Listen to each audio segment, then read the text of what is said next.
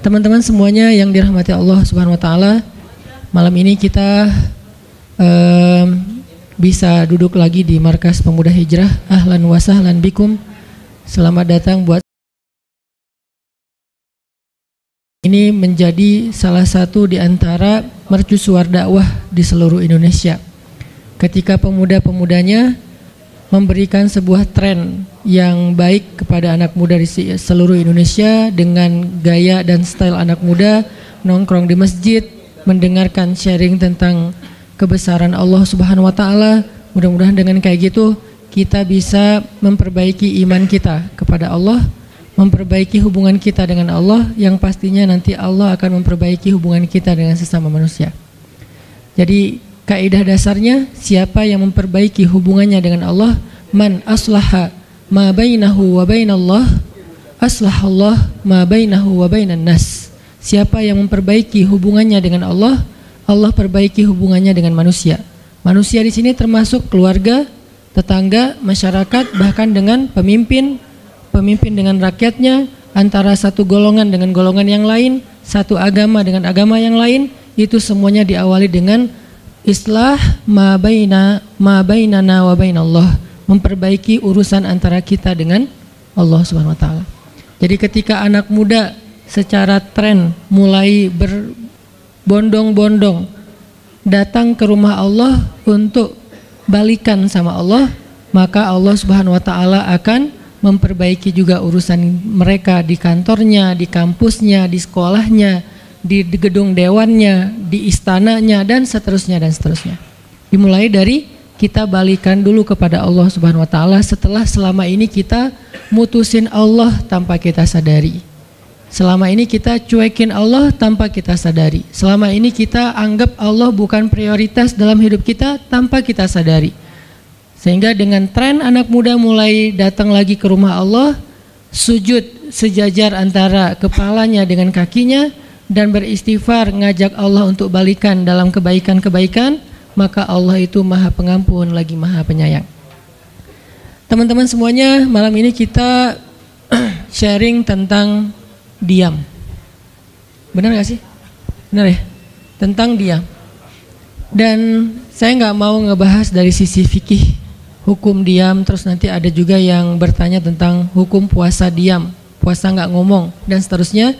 Karena memang dakwah saya agak sedikit menghindari perdebatan fikih. Kita akan coba renungkan beberapa kisah tentang diam yang ada di dalam Al-Quran. Setidaknya ada 4 apa 5 gitu kisah tentang amazingnya diam itu di dalam Al-Quran. Yang menurut saya nih, setelah saya coba tadabbur beberapa ayat tentang kisah diam ini dalam Al-Quran, ternyata sama, poinnya tuh sama di antara semua kisah, bahwa diam kalau kita lakukan itu tepat dan kita punya alasan yang jelas, maka diam itu akan menjadi jalan lahirnya keajaiban dalam hidup kita. Jadi jalan munculnya keajaiban dalam hidup kita. Banyak orang yang berbicara untuk membela diri, padahal kalau dia diam, Allah yang bela dia. Kita ngebela diri kadang-kadang nggak ngaruh, karena pembelaan diri kita tuh dianggap subjektif. Tapi kalau Allah yang bela dia, Allah punya banyak cara, dan Allah menggenggam hati manusia. Sehingga ketika misalnya kita ribut dengan seseorang, setelah kita menjelaskan duduk perkaranya, kita ngejelasin yang sebenarnya terjadi apa, udah cukup diam. Dan jangan melanjutkan perdebatan. Kenapa? Biar nanti sisanya Allah yang akan beresin. Nah, ini butuh apa untuk bisa kayak gini nih? Butuh iman. Karena kalau kita imannya lemah, kita kayak agak meragukan Allah bakal ngebelain kita, padahal kita dalam posisi yang benar, mungkin kita akan terus-terusan bela diri.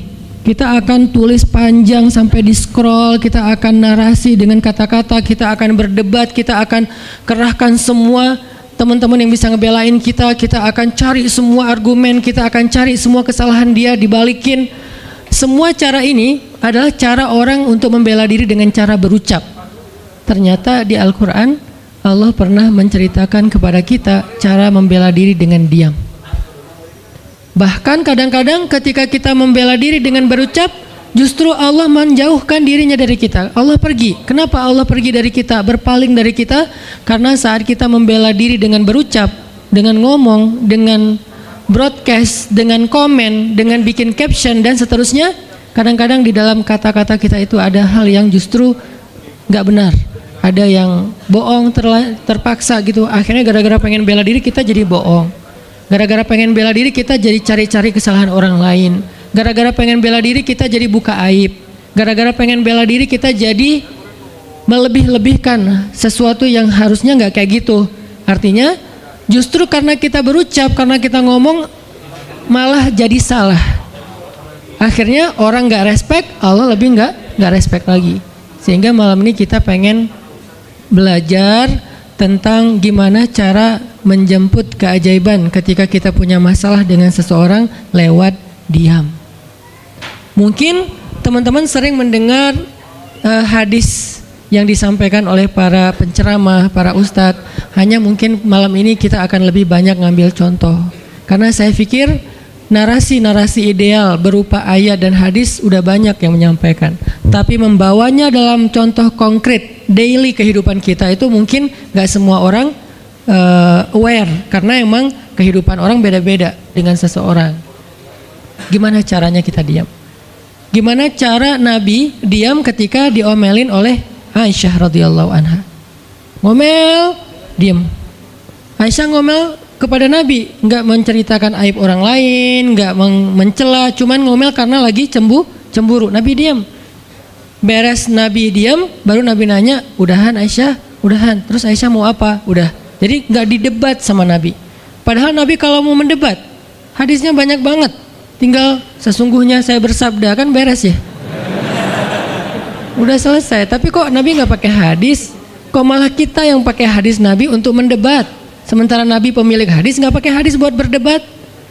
Kalaupun beliau berdebat, perdebatan yang positif, perdebatan yang konstruktif, yang membangun, yang memberikan hasil yang insya Allah tetap menjaga akhlak.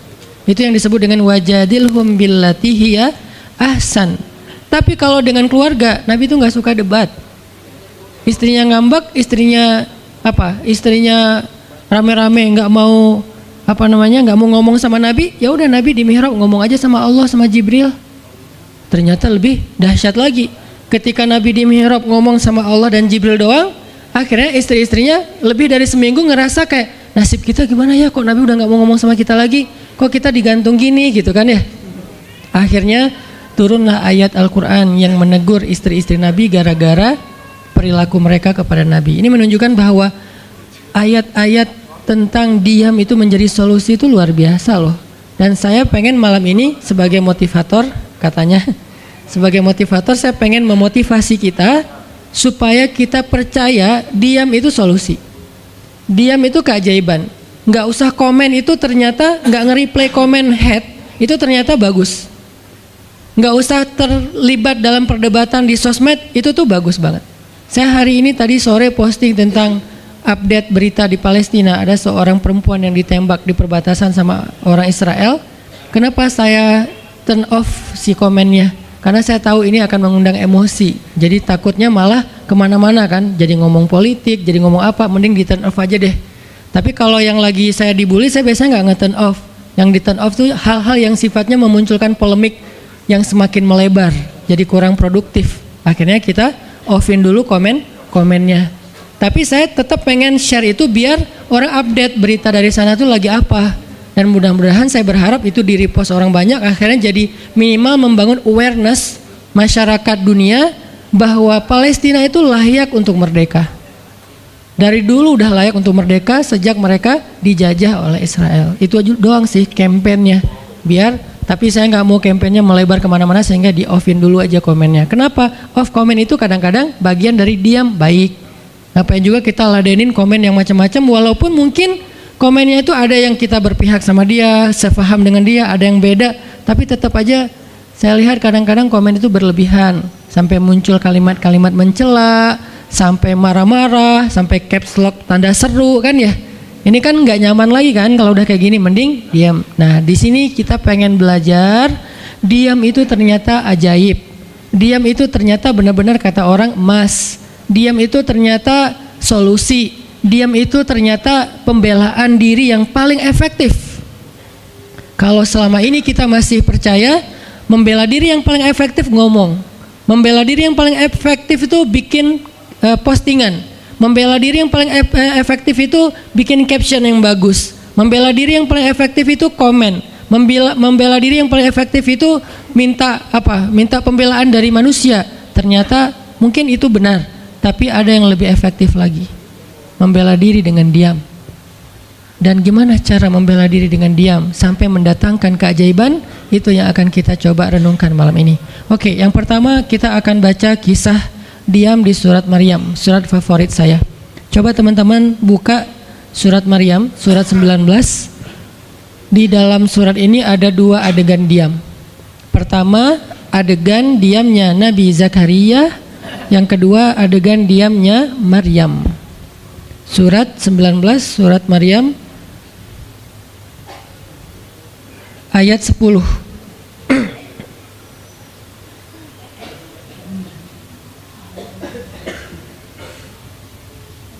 Sekaligus kita pengen belajar, kalau kita lagi diam pas kita dicerca, ketika kita disakiti, ketika ada masalah dengan seseorang, kalau kita diam kita ngapain gitu kan, gitu ya, nggak diam doang kan, kita ngapain. Nah di sini kita belajar surat 19, surat Maryam ayat 10 dan 11. Kita tilawah bareng-bareng ya, saya baca, habis itu teman-teman ikutin.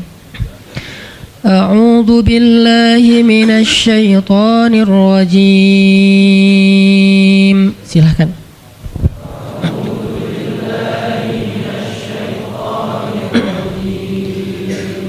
Bismillahirrahmanirrahim.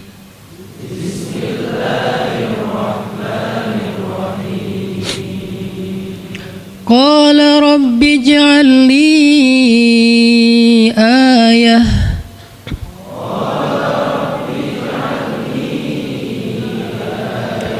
Qala ayatuka alla tukalliman nasa thalatha layalin sawiyya.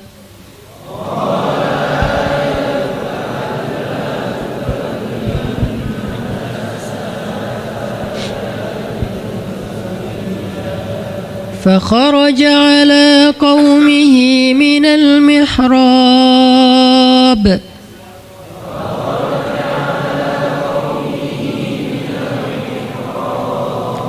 فأوحى إليهم أن سبحوا بكرة وعشيا.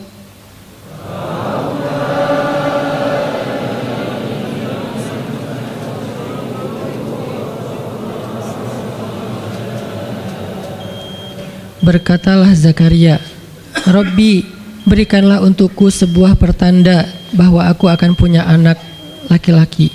Allah berfirman, tanda-tanda bagimu adalah engkau tidak akan bisa berbicara dengan manusia selama 3 malam berturut-turut. Maka keluarlah Zakaria kepada kaumnya dari mihrabnya dan memberi mereka isyarat supaya mereka bertasbih kepada Allah setiap pagi dan petang. Ini adalah adegan, kita lanjutin sekitar 2 menit sebelum azan. Ini adalah adegan ketika Nabi Zakaria dapat berita gembira akan punya anak laki-laki. Karena Nabi Zakaria berdoa minta anak laki-laki dari sejak nikah sampai usia 80 tahun. Kurang lebih sekitar 50 tahun berdoa. Lama banget, ya Allah beri anak, ya Allah beri anak. Sampai iparnya udah punya anak keren namanya Maryam. Iparnya adalah Imran. Udah punya anak keren banget, cewek, solehah, dari kecil udah beribadah di Masjid Aqsa. Zakaria masih minta anak, ya Allah, ya Allah, ya Allah. Sampai puncaknya Zakaria ngelihat Maryam dapat makanan dari langit. Zakaria datang ke mihrab Maryam, terus di situ udah ada makanan yang bukan dibawa oleh Zakaria. Zakaria nanya, anna laki hadza ya Maryam? Maryam dapat dari mana makanan ini? Kata Maryam, huwa min indillah, dari Allah. Kata Maryam, gimana caranya? Kata Maryam, Allah punya cara sendiri. Allah yarzuqu may yasha bighairi hisab. Terserah Allah gitu. Masya Allah, Masya Allah. Zakaria kagum sama Maryam langsung pergi ke mihrabnya Zakaria, sholat, dan di dalam sholatnya Zakaria berdoa, hunalika da'a Zakaria rabbah. Di saat itulah Zakaria benar-benar nangis berdoa kepada Allah, ya Allah, Rabbi habli min ladunka dzurriyyatan thayyibah innaka sami'ud du'a. Ya Allah, beri saya anak seperti dia, seperti Maryam, engkau maha mengijabah doa dan saya enggak pernah berputus asa meminta kepadamu. Udah 50 tahun lebih. Tiba-tiba Allah bilang, ya Zakaria, inna nubasyiruka bi ghulam ismuhu Yahya lam naj'al lahu min qablu samia. Zakaria, sekarang kami akan perkenankan doamu, kamu akan punya anak, beri dia nama Yahya. Belum pernah ada anak seperti dia yang soleh di muka bumi. Zakaria kaget, walaupun doa, tapi beliau masih berpikir kayak, gimana caranya saya punya anak? Ini kayak tarik-tarikan antara logika manusia dengan iman. Imannya percaya Allah Maha Kuasa, tapi logikanya gimana caranya? Istri saya sudah tua, saya juga udah tua. Lalu Nabi Zakaria bertanya untuk biar lebih tenang, supaya logikanya nggak ragu lagi. Kalau imannya udah mantap, tinggal logika. Zakaria tanya, beri saya ij'al li ayah, beri saya bukti tanda gimana cara saya punya anak. Kata Allah, tandanya alla tukalliman nas salasa layalin sawiya. Kamu tiba-tiba nggak bisa ngomong. Kamu sehat, kamu nggak punya masalah, tapi kamu nggak bisa ngomong. Mau ngomong tuh nggak bisa. Kamu bisa tilawah, kamu bisa zikir, tapi kamu nggak bisa ngomong. Bisa subhanallah, subhanallah, subhanallah. Bisa alhamdulillahi rabbil alamin. Nggak bisa.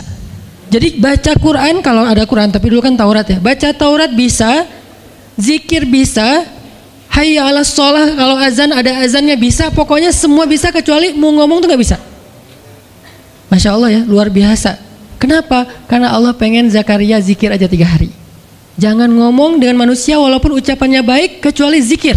Jadi kalau mau ngomong dengan manusia, subhanallah, masya Allah, alhamdulillah, bismillah, cuman gitu doang ngomongnya.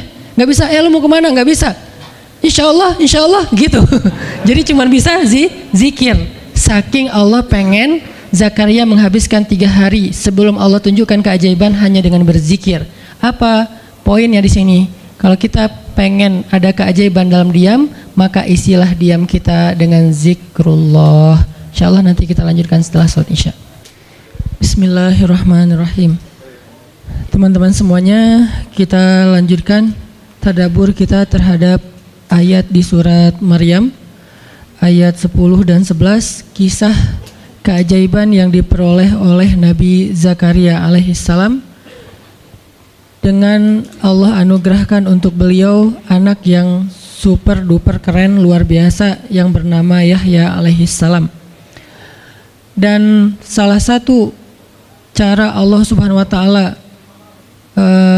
mendidik Nabi Zakaria untuk menjemput keajaiban itu adalah Allah menyuruh Zakaria untuk diam dan mengisi diamnya dengan zikratullah bukratan wa asiyya, mengingat Allah pada waktu pagi dan pada waktu petang.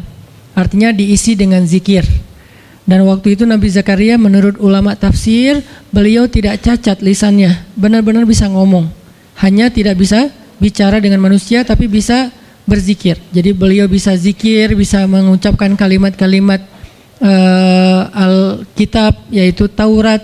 Beliau bisa membaca ayat-ayat Allah, beliau bisa mengucapkan kalimat bismillah dan seterusnya, tapi nggak bisa ngomong dengan manusia. Dan itu terjadi selama 3 malam. Dan akhirnya setelah 3 malam, Nabi Zakaria tiba-tiba dapat berita gembira kalau istri beliau hamil. Ini pelajaran penting banget buat kita. Kalau ini pernah berlaku terjadi kepada Nabi Zakaria, keajaiban dengan cara kayak gini, maka ini juga akan terjadi kepada kita. Itulah alasan kenapa kisah tersebut direkam dalam Al-Quran, supaya dia menjadi pelajaran hudan lil muttaqin. Itu kenapa Allah katakan Al-Quran hudan lil muttaqin, petunjuk bagi orang yang bertakwa, orang yang pengen memperbaiki diri, orang yang pengen dapat solusi. Muttaqin, orang yang pengen wa may yattaqillaha yaj'al lahu makhraja, dapat jalan keluar. Wa yarzuqhu min haitsu la yahtasib, dikasih rezeki yang enggak terduga-duga. Wa may yattaqillaha yaj'al lahu min amrihi yusra, diberikan kemudahan. Wa may yattaqillaha yaj'al lahu yukaffir anhu sayyi'atih, dihapuskan semua dosa, wa yu'zim lahu ajra, dikasih reward yang berlipat-lipat. Maka siapa yang pengen dapetin keajaiban-keajaiban orang bertakwa itu, maka jadikanlah Al-Quran sebagai petunjuknya, hudan lil muttaqin. Nah, gimana cara kita jadiin Al-Quran sebagai petunjuk? Jawabannya juga ada di ayat yang sama, la raiba fih, jangan ragukan ayat-ayat Al-Quran, termasuk kisah-kisah yang ada di dalamnya.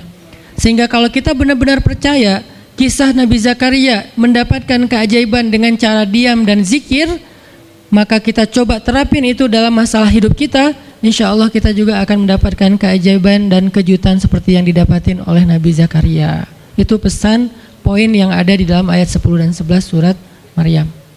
Sehingga buat sebagian orang yang mungkin ngerasa selama ini sering disakiti, sering dicuekin, sering didebat, sering diapain, jangan terlalu diladenin. Kadang-kadang ada teman saya nanya ke saya, Ustadz, ini ada yang ngomongin Ustadz gini di sosmed, perlu kita balas nggak nih? Saya bilang udah diamin aja. Itu tuh santai, tapi sebetulnya itu ada kayak alasan kenapa saya memilih sikap itu, bukan karena kayak males ribut. Sebetulnya kadang-kadang kan ribut itu kayak nyenengin ya, kayak olahraga apa ya, emosi gitu kan. Rame-rame di sosmed itu kayak asik kan, kayak kita ngegame gitu kan. Jadi nge-replay komen-komen orang kayak lucu-lucuan gitu. Saya pernah lihat racial fan-nya bagus juga sih. Ini bukan dalam hal negatif tapi positif, makanya saya sebutnya nama. Rachel itu kan main kemarin ke Australia sama New Zealand. Terus ada dia lagi foto-foto gitu di sana bareng dengan suaminya.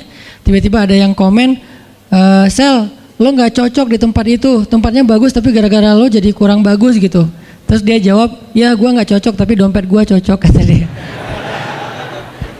Kadang-kadang perlu digituin juga sih ya, biar paham. Karena kata Ustaz Abdul Somad, sombong kepada orang yang sombong adalah sedekah. Tapi itu mah pilihan. Rachel memilih sikap santuy.